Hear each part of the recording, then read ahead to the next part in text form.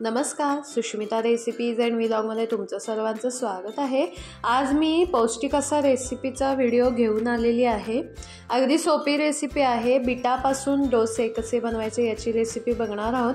अगदी सोपी रेसिपी आहे। बीटसुद्धा पौष्टिक आहे आपल्या शरीरासाठी, तर त्यापासून डोसे कसे बनवायचे हे बघणार आहोत। तर एका भांड्यामध्ये मी 1 वाटी तांदूळ घेतलेले आहेत, अर्धी वाटी उडदाची डाळ, पाव वाटी मुगाची डाळ, पाव वाटी मसुरीची डाळ आणि 2-3 चमचे चण्याची डाळ घेतलेली आहे। हे चांगलं मिक्स करून घ्यायचं आहे आणि धुवून घ्यायचं आहे। 2-3 वेळा धुवून घेतल्यानंतर त्यामध्ये आपण गरम पाणी घालून ठेवायचं आहे आणि भिजवत ठेवायचं आहे। साधारणपणे 1-2 तासभर हे भिजवत ठेवायचं आहे। त्याचबरोबर पाणी घातल्यानंतर आपण 1 चमचा जिरे आणि 2 लाल मिरच्या, तडक्याच्या ज्या मिरच्या आहेत लाल मिरच्या त्या घालणार आहोत आणि हे झाकून ठेवायचं आहे 2 तासासाठी।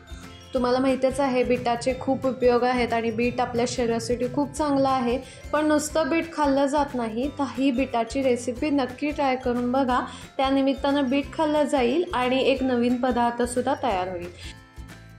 जे डाळी आहे, तांदूळ आहे ते चांगलं भिजलेलं आहे। आता पाणी काढून आपण हे मिक्सरवर बारीक वाटून घेऊया। जसं आपण डोस्यासाठी बारीक वाटतो त्याच पद्धतीनं आपण हे मिक्सरवर बारीक वाटून घ्यायचं आहे। त्यानंतर मी अर्धं बीट चिरून घेतलेलं आहे, फोडी करून घेतल्यात, बारीकच फोडी केल्यात आणि इकडं पाणीसुद्धा ठेवलेलं आहे। जर पाण्याची आवश्यकता वाटली तर जे आपण भिजवलेलं पाणी आहे, म्हणजे डाळी भिजवलेलं पाणी आहे, तेच मी त्यामध्ये घातले।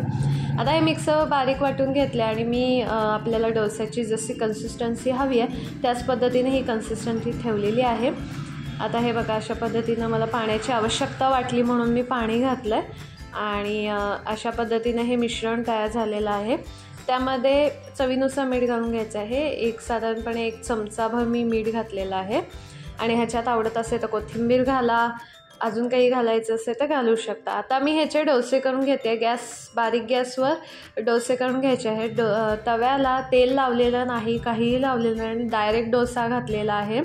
डायरेक्ट डोसा घातला तरी तो निघतोय, खूप चांगला होतो डोसा आणि तेल लावायची पण जरूरत लागत नाही। नॉनस्टिक तवा आहे, तर त्या नॉनस्टिक तव्यावर मी केलेले आहेत। हे बघा, अशा पद्धतीनं क्रिस्पी असे डोसे मी करून घेते आहे आणि थोडासा बारीक ठेवायचा घालताना आणि जेव्हा आपण घालून झाल्यानंतर मीडियम गॅसवर ठेवला तरी चालेल, मस्त असा क्रिस्पी पण होतो। तर अशा पद्धतीने हे डोसे तयार झालेले आहेत। अगदी सोपी रेसिपी आहे, लहान मुलांना टिफिनसाठी देऊ शकता। बीट तर डोळ्यासाठी, आपल्या आरोग्यासाठी खूप चांगला आहे। रक्तवाढीसाठी बीट खूप उपयुक्त आहे, तर हा पदार्थ आपण करून बघू शकता। बीट असं नुसतं खाल्लं जात नाही, म्हणून मग ही रेसिपी नक्की ट्राय करून बघा। शेंगदाण्याच्या चटणीसोबत ही रेसिपी मी सर्व केलेली आहे। शेंगदाण्याची चटणी मी सोपी आहे। शेंगदाण्याचं कूट घेतलं, त्यामध्ये तिखट, हळद आणि वरनं फोडणी दिली, कढीपत्त्याची फोडणी दिली, तर अशी इन्स्टंट अशी चटणी बनवली।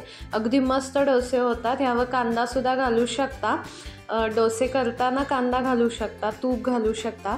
रेसिपी आवडली असेल तर लाईक, शेअर, सबस्क्राईब करा। सबस्क्राईब केलं तर शेजारी बेल आयकॉनवर क्लिक करा, म्हणजे तुम्हाला माझ्या चॅनलवर नवीन अपलोड झालेल्या व्हिडिओचं नोटिफिकेशन येईल।